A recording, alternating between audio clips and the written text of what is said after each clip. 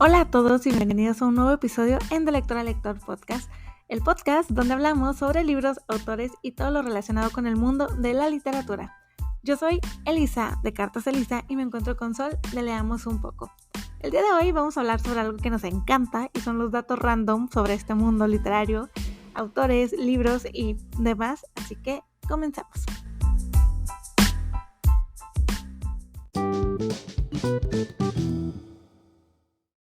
Pues así es, el día de hoy vamos a hablar de datos random, que por ahí tenemos Elisa y yo, que luego no sabemos cómo contárselos, pero pues ya queremos que esto salga para ver si se animan a conocer a estos autores o a leerlos o a releerlos o simple y sencillamente el morbo de saber un poquito más de ellos, ¿no?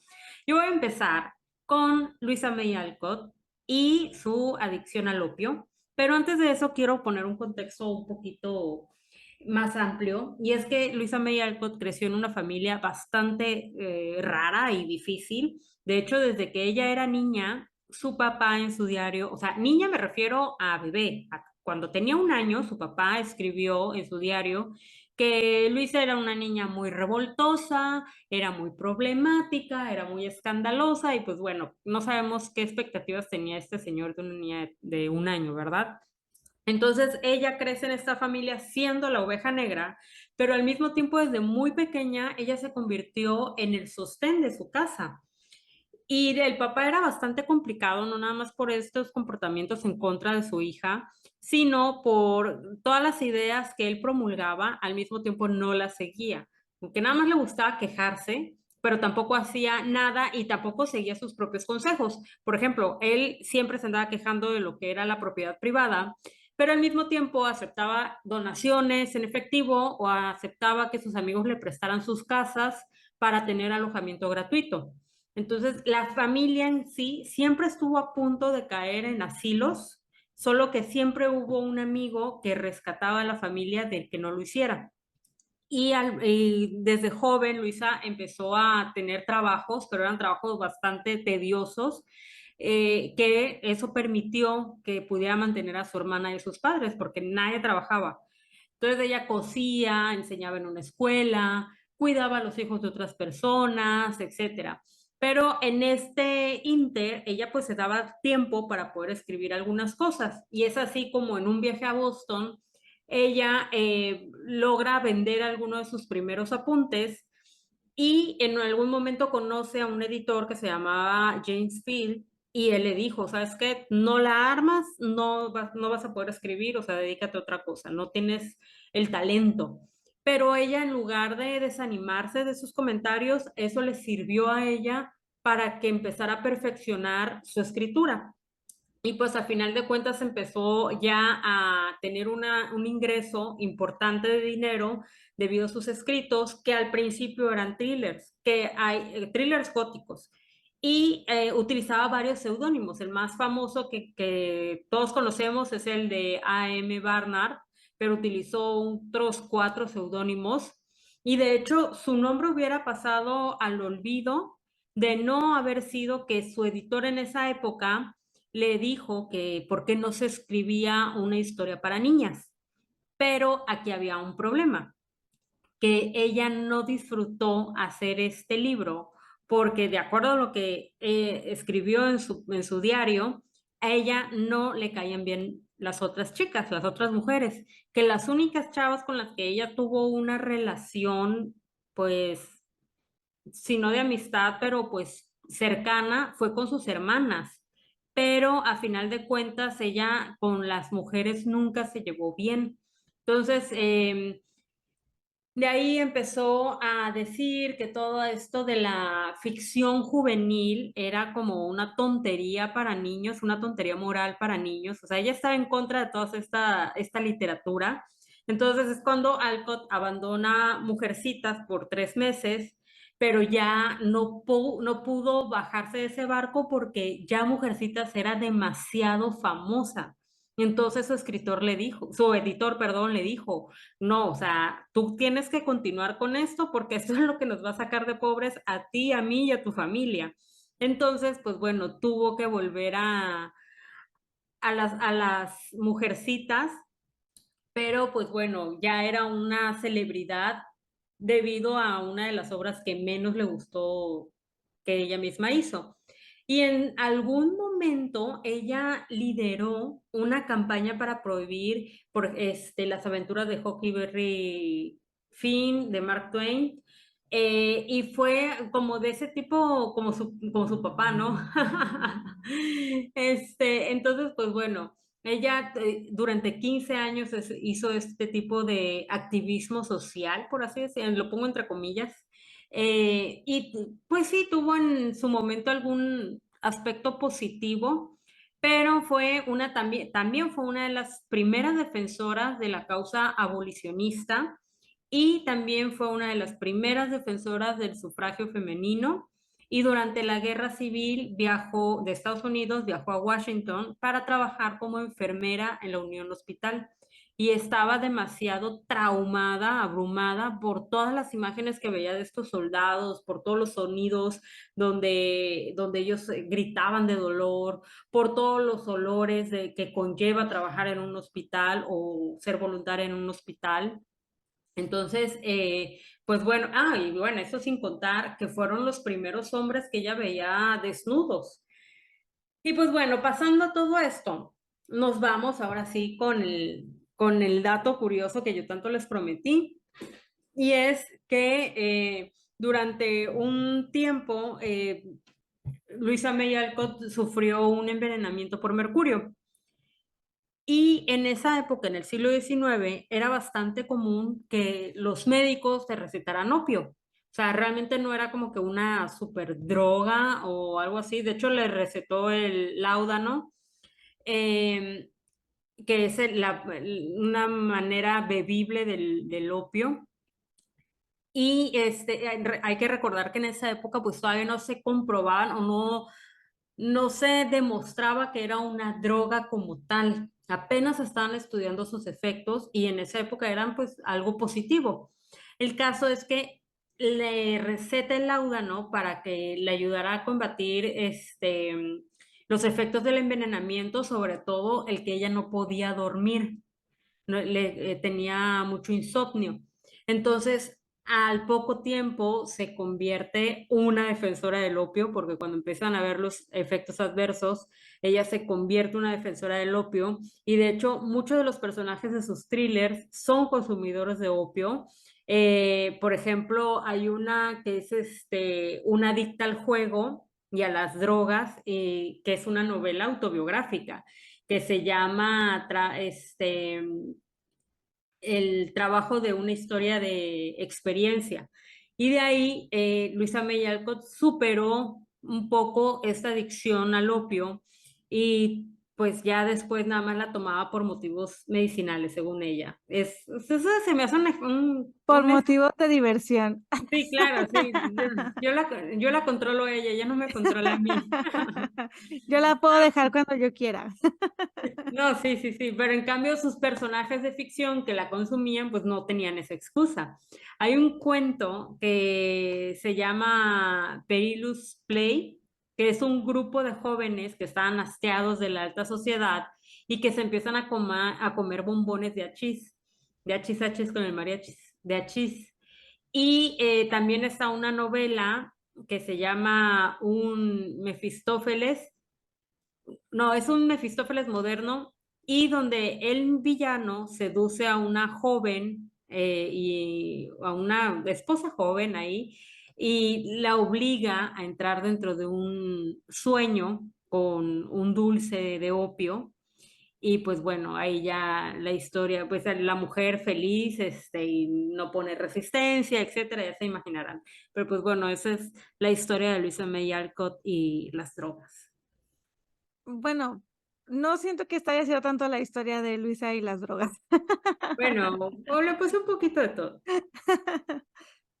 Fíjate que yo les quiero hablar sobre Robert Louis Stevenson, que es el escritor de La Isla del Tesoro, El extraño caso del doctor Jekyll y el señor Hyde. Y este hombre es un escocés que él sentía que era como un poco científico. Entonces siempre andaba curioseando y tratando de explicarse por qué pasaban ciertas cosas.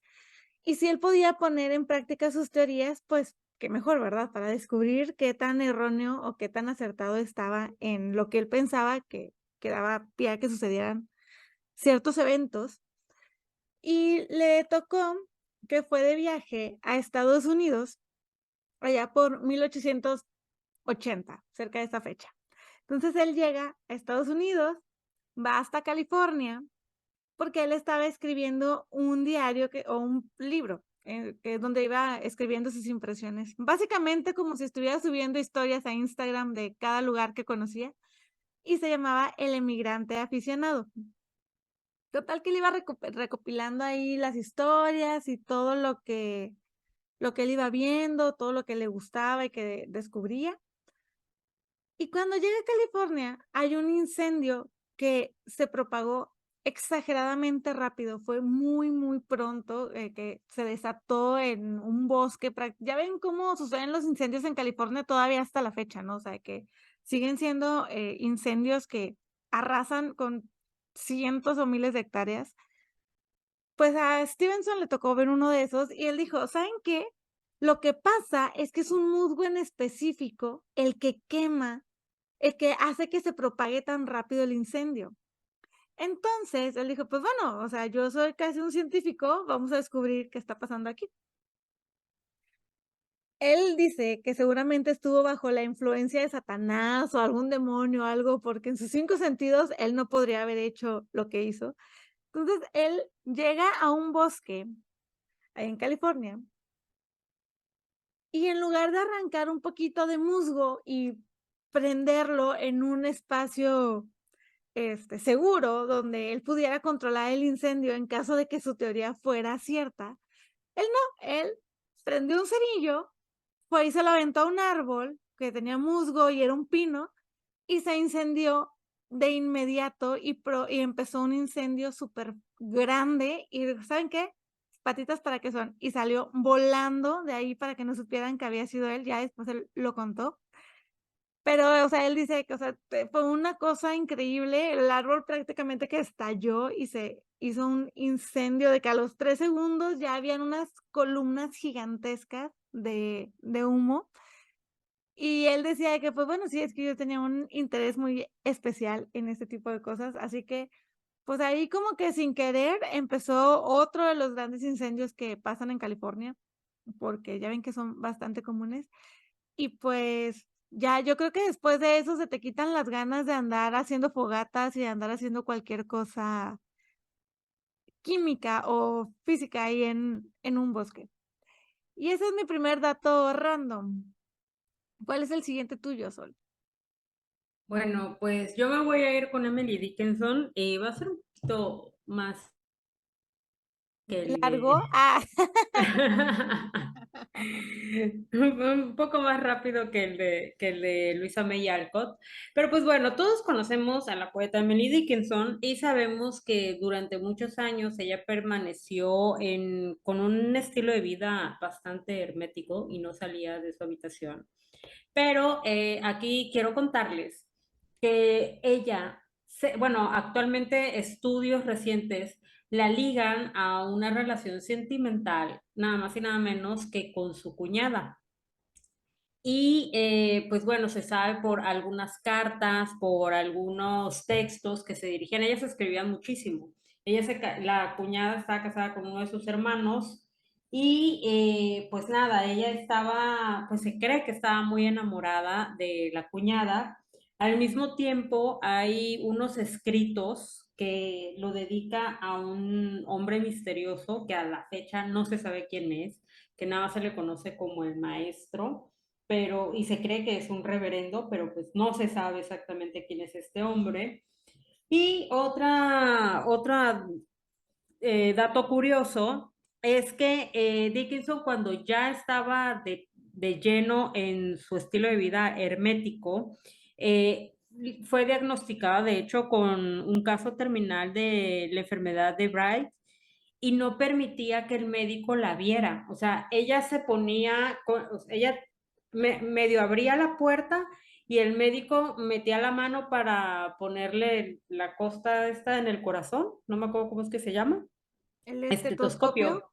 el estetoscopio, se lo ponía y pues así a través de nada más metía la mano porque ella no permitía que el hombre entrara, ni mucho menos la examinara, ni la viera, ni nada. Entonces, pues bueno, ya desgraciadamente se murió al poco tiempo, ella ya se sentía bastante enferma y pues bueno, ese es mi último dato, mi segundo dato, perdón, mi segundo dato curioso.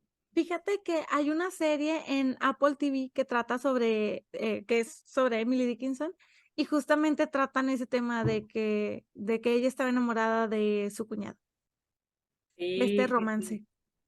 Susan se llamaba, la cuñada. Sí, yo la verdad es que no la seguí viendo, porque, no sé, era como de época, pero a la vez era como muy, eh, como, no sé, como muy actual.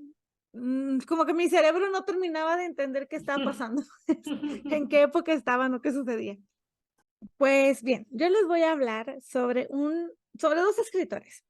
Uno de ellos es Arthur C. Clarke, que él es uno de los grandes autores de ciencia ficción que hay junto, o bueno, que había, junto con Isaac Asimov, pero Clarke escribió un libro que se llama Una odisea espacial en 1968 y este libro dio pie a la película 2001, Una odisea en el espacio. Ellos se llevaban bien, fue como que pues, se toleraban, se echaban mucho carrilla, pero también como que había mucha rencilla. Entonces, hubo un momento en el que hay un accidente de avión, y en este accidente de avión se mueren la mitad de los pasajeros que iban ahí, pero uno de los que sobrevivió le cuenta a la prensa cuando lo rescatan que él pudo soportar todo lo que estuvo pasando, los intentos de aterrizaje forzoso, todo lo aparatoso que fue el accidente, gracias a un libro de Arthur C. Clarke. Obviamente, cuando el autor se entera de que alguien que sobrevive a un accidente de avión en el que la mitad de los pasajeros se muere, dijo de que espérenme, es que esta es la mejor publicidad que pueda haber en la vida. Entonces empieza a llamar a todos los medios de comunicación y hacer toda la promoción posible sobre esa obra en específico. Como no se iba a quedar con el, la duda de si sus compañeros escritores iban a enterarse de este gran hecho, él dijo: "¿Saben qué? Les mando una nota personal a cada uno. Ahí les va una nota para que se enteren de lo que hizo mi libro, de el bien que le hizo a una persona". Pero como él traía siempre medio atorado a Asimov y viceversa, le manda una nota diciéndole: "Qué pena que no estuviera leyendo una de tus novelas. Habría seguido dormido durante toda esa terrible experiencia".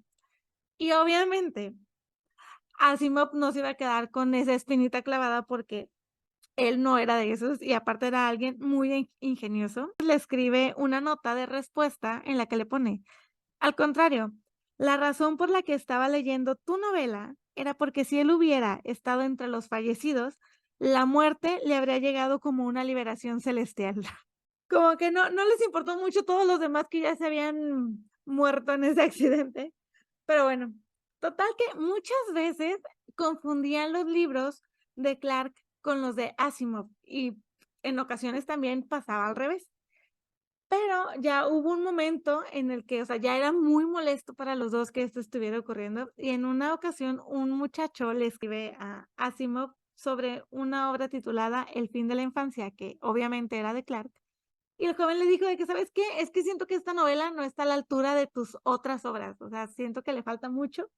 Y Asimov le dijo que, pues sí, que por esa razón la escribía con un seudónimo. Así que este muchacho ni se enteró de que no era la obra de Asimov, pero yo me quedé pensando de que, güey, ya hasta te tomaste el tiempo de mandarle una carta, de escribirle, y de verdad no pudiste ver que en la portada venía el nombre de alguien más.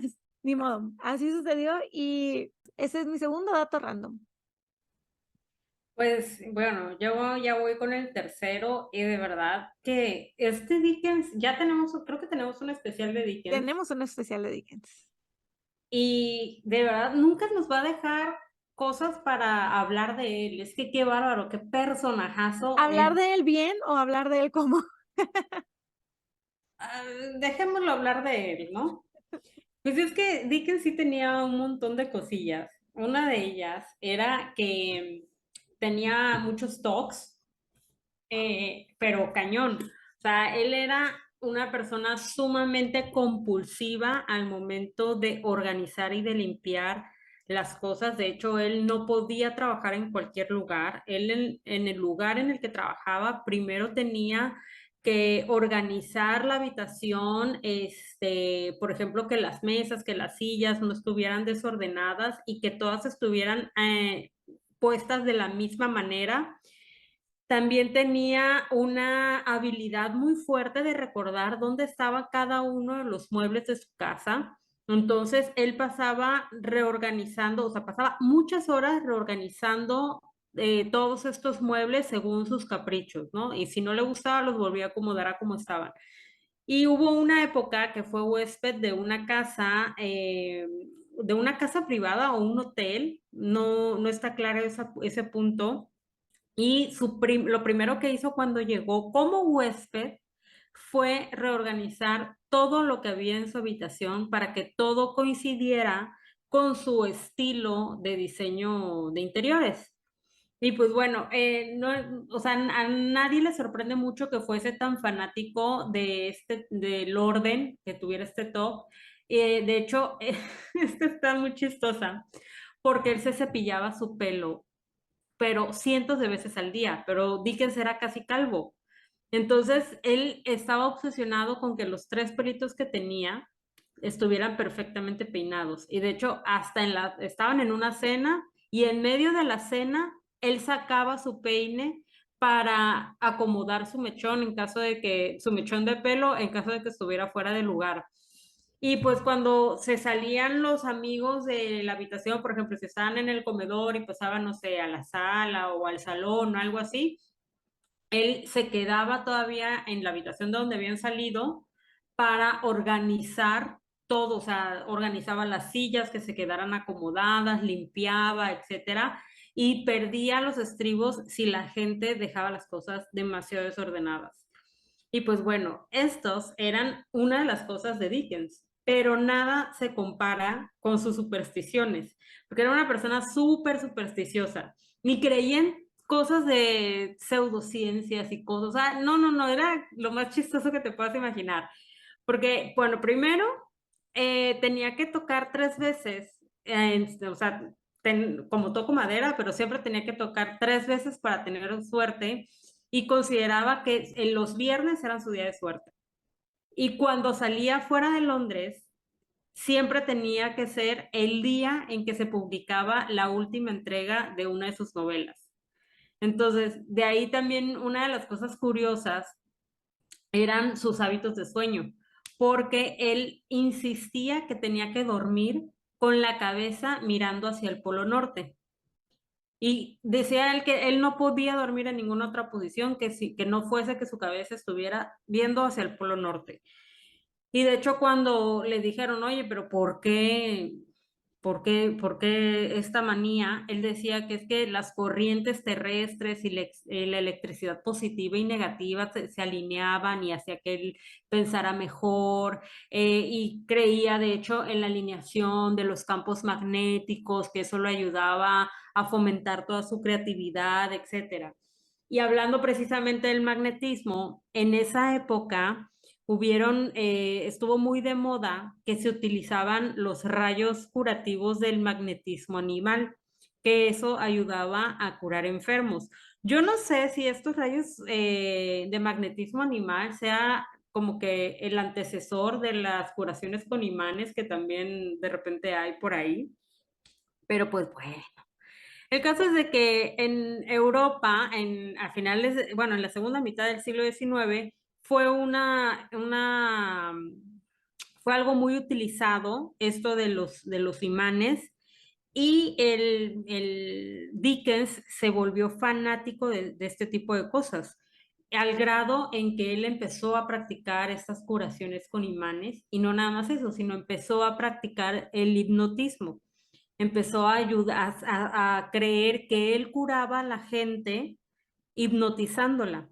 Y de hecho hay una mujer, aunque era Madame de la Rue, que ella padecía muchos ataques de ansiedad y él le dijo, no, no, no, yo te voy a curar, yo voy a hacer que tú estés bien. Y cada ratito se la vivía hipnotizándola según a la pobre mujer porque él la iba a curar de su ansiedad. Entonces, era bastante cómico, es que yo no me imagino a Dickens haciendo todo esto, pero pues encontró un poco de alivio porque él tenía asma, entonces él no se podía curar, no se pudo curar con la hipnosis ni con los imanes, ¿no? Entonces lo que probó Increíble, no puedo creerlo. fue probando opio. Así fue como él empezó ¿cómo se llama? A tener a sentir pues un poco menos de aflicción de esta enfermedad. Y pues bueno, si eso se les hace demasiado en cuanto a los datos curiosos de Dickens, no van a creer Pues él alguna vez afirmó que había una fuerza invisible que lo arrastraba hasta la morgue. Y es que la morgue de París durante todo el siglo XIX fue un lugar de exhibición pública de cadáveres no identificados. Entonces Dickens se sentía fascinado por ir a la morgue a ver los cadáveres. Y ahí se podía pasar días y se obsesionaba con los cadáveres de los vagabundos, de la gente ahogada, de todos estos cuerpos que no eran reclamados. Entonces, o sea, él sentía que había un sentimiento que lo atraía demasiado a la vez que le causaba repulsión. Entonces, eso lo obligó también, no nada más a ir a la morgue, sino cuando se enteraba de escenas de asesinatos, que la gente en la calle hablaba mucho de eso, inmediatamente se iba para ver los detalles de los crímenes, toda esta cuestión morbosa. Yo creo que hubiera sido un fiel televidente de Discovery Investigations, definitivamente. Justamente te iba a decir eso yo y de las momias de Guanajuato. Sí, sí, definitivamente. Oigan, y hace mucho que no les hablo de Tolkien, así que ahí les va. Tolkien iba a publicar El Señor de los Anillos, pero era originalmente un solo libro. Era un tochón, ya se podrán imaginar de qué tamaño estaba. Y en esa época acababa de suceder la Segunda Guerra Mundial, entonces el papel era muy caro o era escaso. Y su editorial le dice de que, ¿sabes qué? Vamos a dividirlo en 3 partes. En este año publicamos La Comunidad del Anillo, el siguiente año Las Dos Torres y 2 años más adelante se iba a publicar El Retorno del Rey. Pues cuando se publica realmente tiene un buen recibimiento porque tanto hay, pues obviamente tenía sus detractores, pero había mucha gente a la que le gustaba la historia. El tiempo va pasando y esta historia se va consolidando un poco más en la cultura del momento, en la cultura pop y todo esto de esa época, y se vuelve un libro muy famoso. Hay un punto en la historia en la que hay un crítico que comenta, el mundo ahora se divide entre los que han leído El Hobbit y El Señor de los Anillos y aquellos que están a punto de leerlos, porque eran muy, muy famosos. En ese entonces estaba regulando todavía todo lo de los derechos de autor. En Estados Unidos, en ese momento, no había una ley de protección de derechos de autor. Entonces, una editorial picudilla que se llamaba, pues supongo yo que se pronuncia AC Books o pueden escribir ACE Books, que en el 65 dice que, ¿saben qué?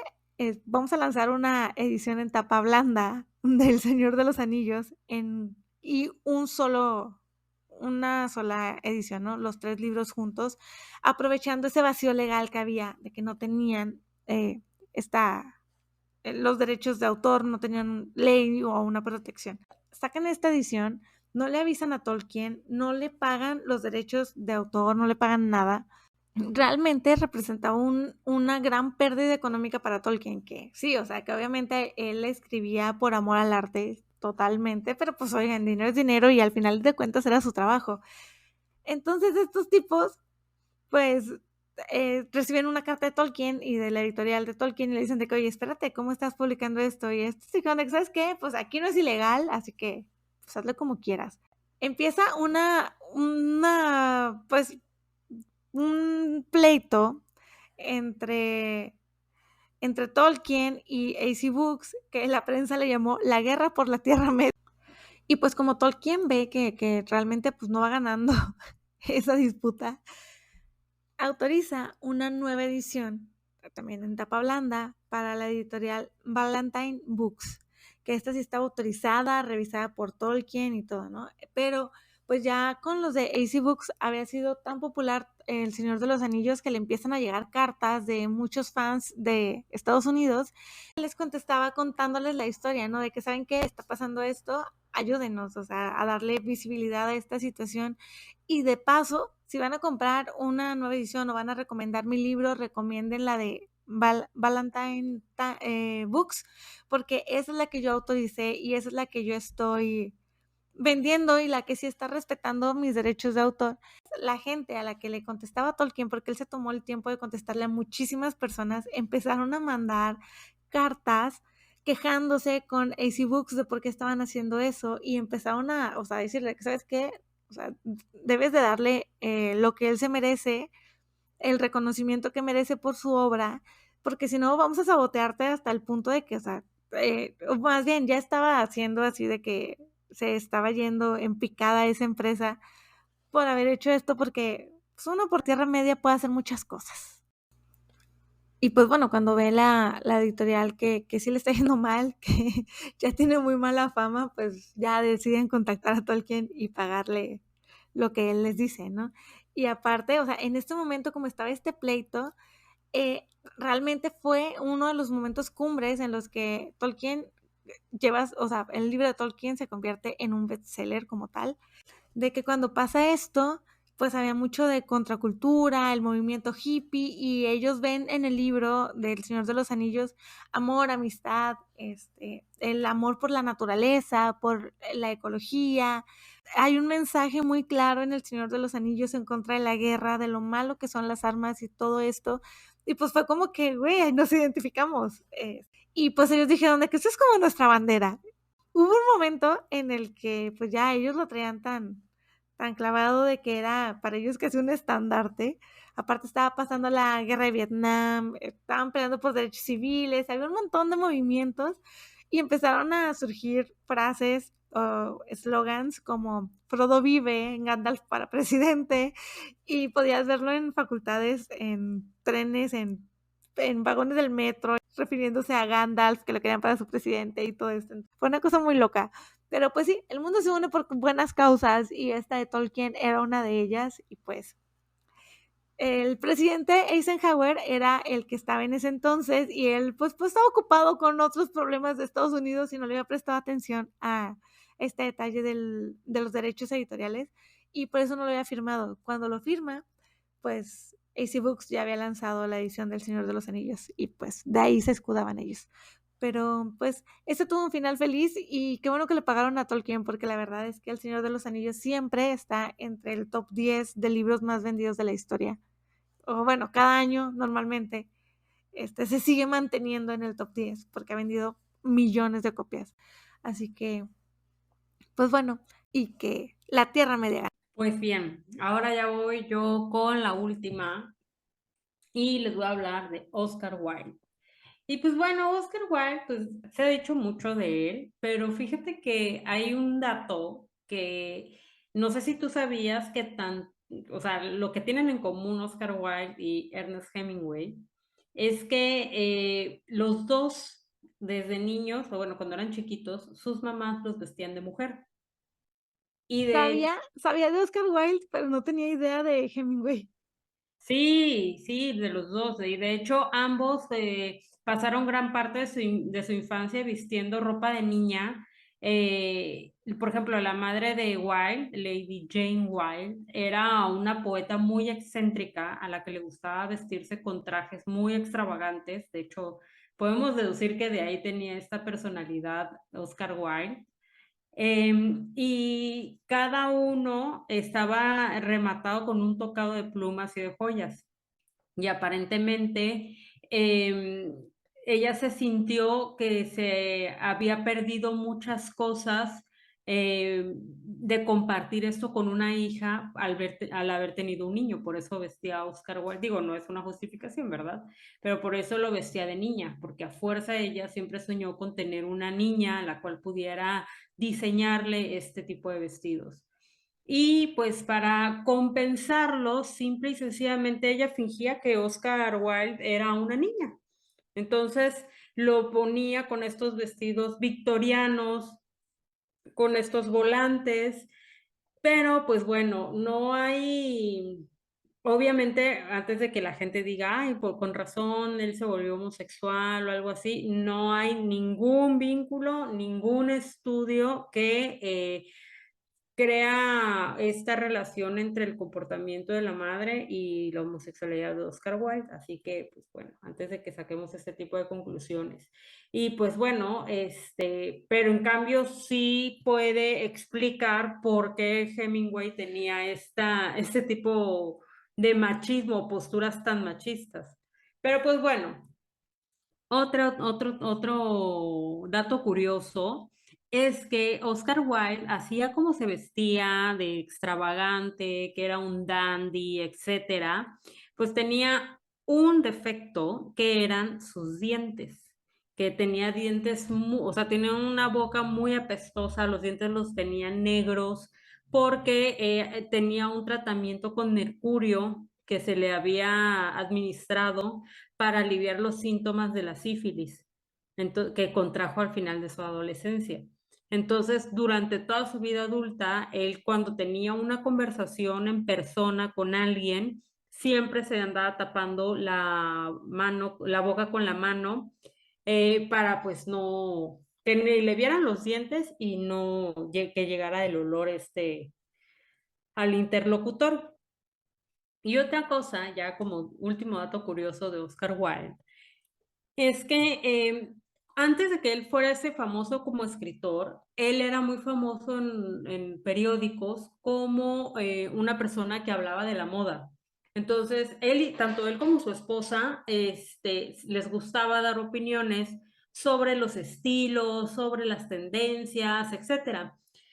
Justo por esa época, un poquito antes o un poquito emparejado, había una mujer que se llamaba Lady Harberton, que ella era ciclista de hueso colorado, pero en esa época pues las bicicletas se hicieron para los hombres, porque decían que las mujeres cómo van a andar, uno rápido, porque no, las mujeres no podían andar rápido, era de mal gusto, y dos, que sus vestidos no se acomodaban a las bicicletas. Entonces Lady Harberton empezó a diseñar unos pantalones, aparte de que ella había hecho como una liga en contra de este tipo de vestimenta, en contra de los corsés, en contra de los vestidos, en contra de los zapatos de tacón, etcétera, porque ella decía que aparte de que no tenías por qué usarlos, te deformaba el cuerpo y era en contra de pues lo que tu cuerpo estaba diseñado, o sea, tacones, corsé, no era natural, ¿no?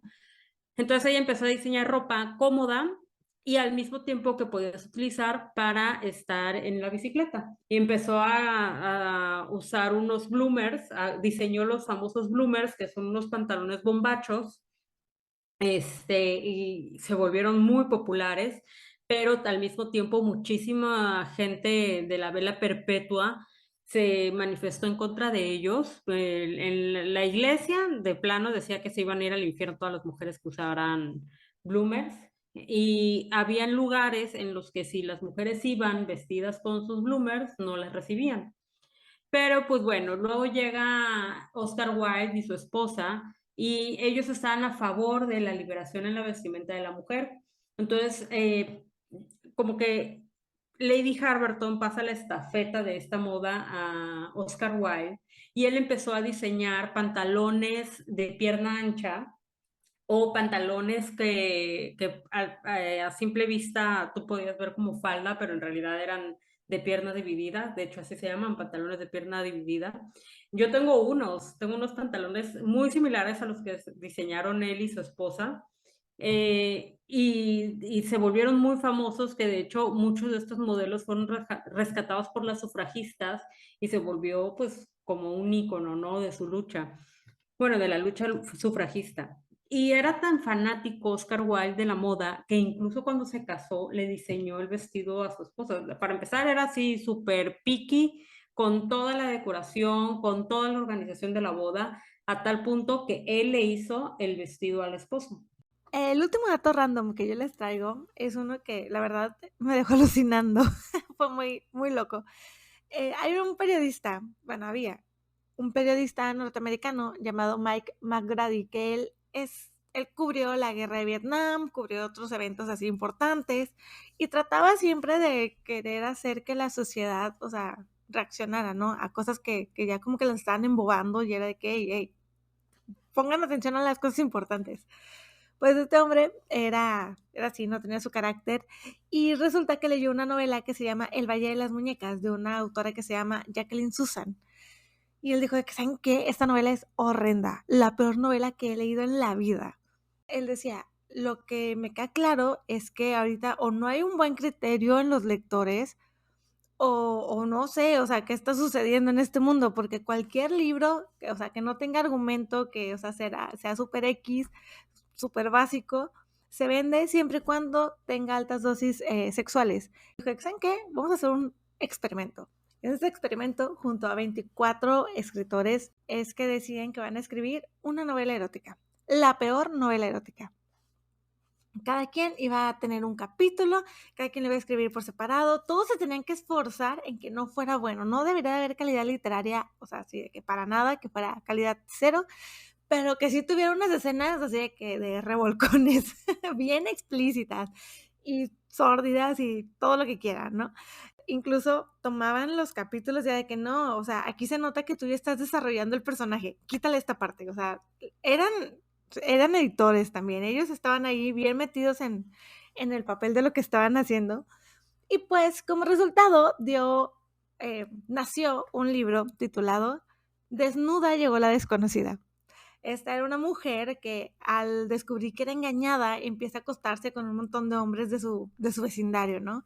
Y pues bueno, aquí realmente lo que destacaba de este libro era la cantidad de escenas sexuales que había. Se tardaron su tiempo en que esta novela saliera a la luz, pero pues hubo una campaña de marketing que se diseñó, hicieron una portada llamativa de que, bueno, ¿quién va a ser la autora o el autor de este libro, no? Y pues McGrady le pide a su cuñada que ella finja ser la autora de este fantástico libro titulado, que se llama Penélope Ashe, es el nombre de la autora. Y que ella, pues bueno, ella le dice que bueno, está bien, y en la contraportada es ella la que sale como si fuera la escritora. Incluso decía que ella era una recatada ama de casa y que era una aficionada a la escritura nada más. Pues resulta que la empiezan a invitar a algunas entrevistas y este libro, que se publicó en 1969, se convirtió en un éxito de ventas de inmediato. Al principio vendió 20,000 ejemplares, o sea, híjole, son muchísimos, muchísimos ejemplares y que obviamente que tenían su campaña publicitaria, ¿no? Para este libro, pero aún así seguían siendo muchísimos, o sea, actualmente sigue siendo una gran cantidad de libros vendida. Entonces, la llevaban a entrevistas, y ella hablaba sobre la liberación sexual, ¿no? En esa época. Y pues bueno, o sea, tuvo sus ventas y todo, y los escritores, estos que estaban detrás de la novela, dijeron de que, ¿sabes qué? O sea, ya basta. Esto no puede ser posible que este libro que juramos que iba a ser el peor libro de los peores libros, resulta que está siendo un éxito. Y entonces van a un programa que era con David Frost, que era un programa muy popular, y pues él dice que, bueno, ya va a entrar al estudio Penélope Ashe y Sas, que van entrando estos hombres trajeados y todo, muy sonrientes, saludadores y así. Y pues empiezan a contar, ¿no? Un poco de esto y la gente está como de, ¿qué está pasando aquí? Y pues por loco que suene, el libro terminó vendiendo 400,000 copias más. Era increíble. Entonces este hombre decía, es que no es posible. ¿Por qué la gente no está entendiendo lo que nosotros quisimos decir? Que era básicamente que cualquier cosa que escribieras mientras tuviera sexo iba a venderse. Y pues nada, a la fecha se han vendido más de 1 millón de ejemplares de este libro. Y pues en el 2004 se reeditó y es al momento, o sea, a la fecha se sigue vendiendo, es un libro de culto por lo absurdo que fue y por toda la historia que hay detrás. Y pues, no sé, igual y va a estar en el club de lectura el próximo año, no lo sé, lo voy a pensar también yo. Quiero colaborar a esos millones de ventas. No, no, gracias. Oye, qué loco, ¿eh? O sea, Sí, fíjate increíble. que en South Park hay una parodia, pero creo que ya he hablado de este episodio aquí. Sí, ya he hablado de este episodio aquí, que es justo el episodio cuando hacen, cuando hablan del guardián entre el centeno. Ah, sí, Y, claro. ajá, ya ves que te contaba que Butters, que es un personaje que pues que puede llegar a dar ternura por su inocencia. De repente, pues todos leen El Guardián entre el Centeno con el morbo de que, ay, es un libro prohibido, quién sabe qué tendrá, y se imaginaban igual, o sea, groserías, porno, etcétera. Y cuando lo terminan de leer, pues no, como no encuentran nada de eso, a la edad que tenían, pues no le hallan cuál es el meollo del asunto. Pero Waters, sí, entonces cuando lo termina de leer él, dice, quiero matar a John Lennon, quiero matar a John Lennon. Pero pues en venganza los niños dicen, no, pues saben una cosa, como este no es un libro como que de groserías, vamos a escribir uno nosotros. Entonces escriben uno con pura vulgaridad, o sea, con puras groserías, pero imagínense, o sea, groserías, aparte de vulgares, de niños de 8 años, lo que puede ser para ellos una grosería, no sé, popó, una cosa así, moco, se comió los mocos, o sea, ese tipo de cosas, ¿no? Eh, y el libro, de repente ellos lo sacaron como broma, igual en revancha contra lo que les habían prometido en El Guardián entre el Centeno. Y qué madre, o sea, los críticos empiezan a ovacionar la obra y a darles un significado que Claro, estaban en obviamente. contra del sistema y no sé qué cosa. Entonces, la gente, ahorita que lo leía y vomitaba. Y la gente conforme lo leía lo vomitaba, pero aparte como los grandes críticos habían dicho que, que tenía un mensaje ahí oculto, pues la gente decía, no, wow, es una maravilla, que no sé qué, y los niños están así como que, ¿qué onda con esto? Pero al principio, cuando ellos escriben el libro, el papá entra y ve el manuscrito y les dice, ¿quién escribió esto? Y ellos obviamente le echaron la culpa a Borders. Y Borders así como que, ay, yo no sé si lo escribí, a lo mejor lo escribí mientras estaba dormido.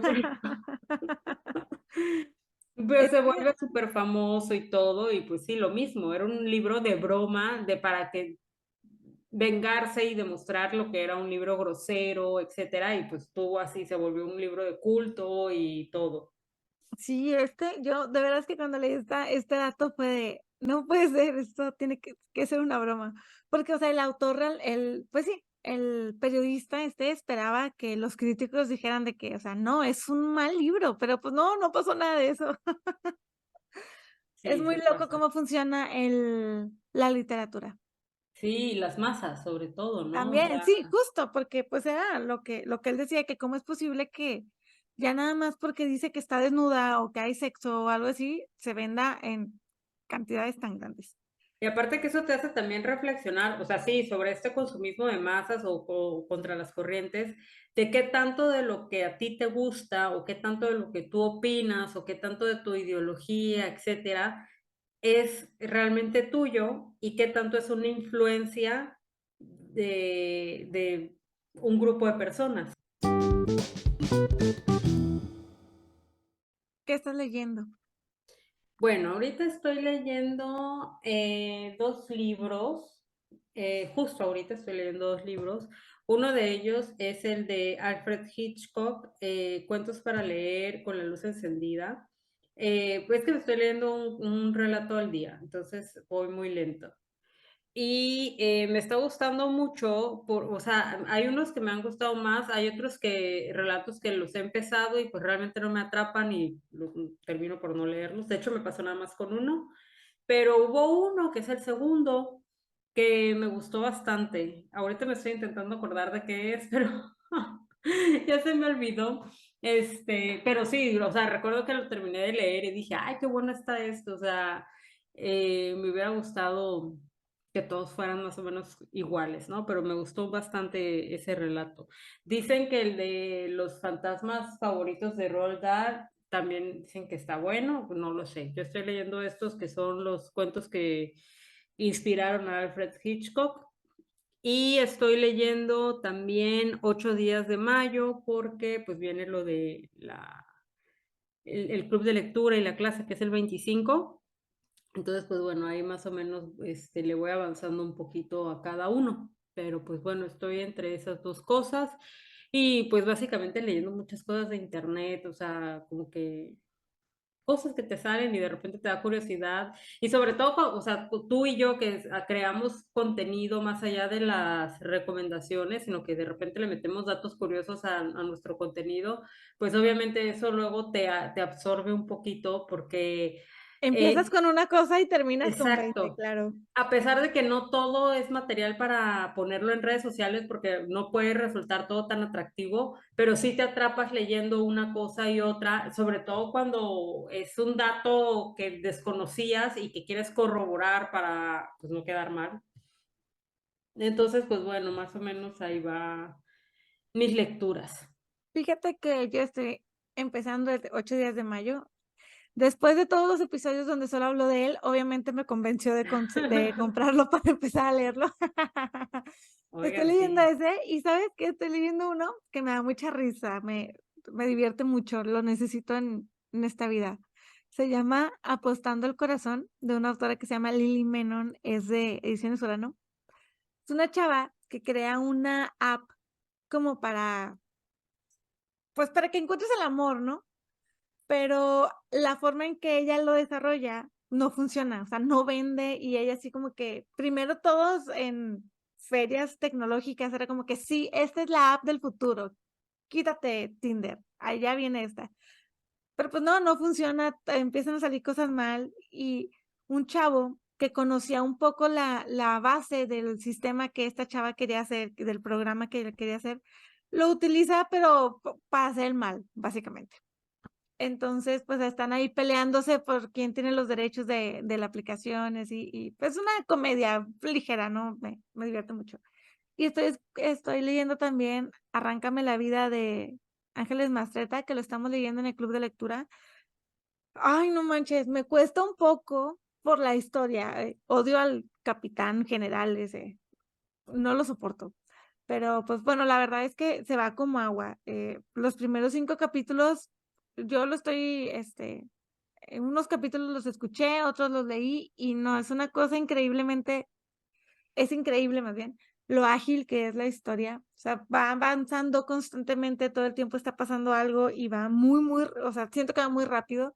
En 5 capítulos siento que ya pasó muchísimo, pero a ver qué tal se pone más adelante, porque tengo mis dudas.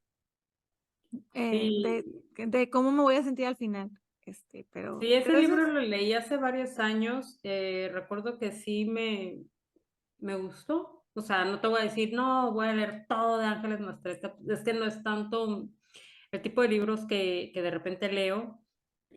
Pero pues sí, no estuvo mal, me gustó, me entretuvo. Luego me vi la película que te había comentado, ay, ve sí, la película, es lo mismo.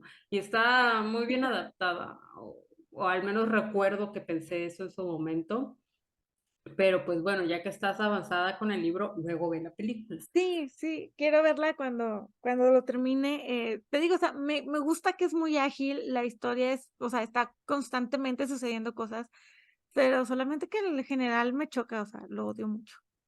Y oye, Sí, ahorita que dijiste lo de adaptación, les quiero recordar que hoy, 12 de octubre, que sale este episodio, sale la serie de La caída de la casa de Usher en Netflix, que está basada en la novela homónima de La caída de la casa de Usher de Edgar Allan Poe, y también en algunos de sus cuentos, de varios de los cuentos que él tiene. Es lo último que Mike Flanagan hizo con Netflix. Ya ven que antes hizo La maldición de Hill House, que fue la adaptación de la novela también homónima. También hizo La maldición de Bly Manor, que también eran los cuentos de Henry James, si no estoy mal. de Otra vuelta de tuerca y otros cuentos de fantasmas que él tenía, así que se los recomiendo, porque para esta época está, creo que perfecto. Sí, fíjate que tengo todos los cuentos y todos los poemas de Edgar Allan Poe, pero los tengo en inglés. Entonces, hace rato, bueno, ustedes no saben, pero yo se lo estaba contando a Elisa, que le estaba diciendo que ay, realmente ahorita el inglés y yo no somos los mejores amigos. Y es que me cuesta mucho trabajo, sobre todo con las clases de francés. Claro, Porque mi cerebro no da para tanto, o sea, hubiera aprendido el francés de niña para que ahorita ya no tuviera problemas, pero ya conforme uno va creciendo, ya el cerebro no te funciona de la misma manera. Entonces, o hago una cosa o hago otra, entonces, para que me salga más o menos una, ¿no? Entonces, no sé, sí me dan muchas ganas de leer a Edgar Allan Poe. Mi cuñado es fanático, pero fanático, o sea, cañón, excesivo. Entonces, se ha leído no sé cuántas biografías y tiene no sé cuántas ediciones de sus obras, etcétera. Entonces, sí me da curiosidad leerlo. Pero pues bueno, yo creo que va a ser un próximo episodio, ¿no? Habíamos, por ahí la sorpresa está esa. A lo mejor sí, hablamos de él. a ver, que sí, fíjate que yo estaba escuchando algunas de sus biografías y unas más romantizadas que otras. Es que Pues, fíjate que, bueno, mi cuñado me explicaba que todo el show ese que era alcohólico y que era un depresivo y que no sé qué, fue parte de este, una leyenda que su mismo primo, creo, fue el que lo divulgó porque lo odiaba, entonces él divulgó que Edgar Allan Poe era un alcohólico y esto y lo otro. Luego se comprobó que pues no, nadie tenía mucho conocimiento de este tipo de cosas, que más bien fue chisme de este fulano porque le caía mal. Entonces, que fue el que escribió su primera biografía. Y fue así como se hizo el rumor de que era alcohólico. qué loco. Sí, Último dato random de la noche. último Bueno, dato del día, de del sí, episodio. sí, sí, sí. Pues, ¿te parece que lleguemos al final? Sí, me parece muy bien. Gracias por escucharnos esta semana. Si les gusta el episodio, pueden dejar en sus comentarios aquí en Spotify porque ya les da esa opción. Se pueden suscribir en YouTube y se pueden suscribir aquí en Spotify también. Ayúdanos a llegar a los 600 suscriptores en YouTube, que ya estamos muy cerquita. Sí, Y dejen los comentarios en Spotify porque nos hace muy felices estar sí, leyendo sus comentarios. muy, muy felices. ¿Y qué más? ¿Qué más? Pues nada, que sigan a Sol en Leamos un poco y a mí en Cartas Elisa y pues el podcast en De Lector a Lector Podcast en todas las redes. Y es todo. Nos escuchamos la próxima semana. Bye.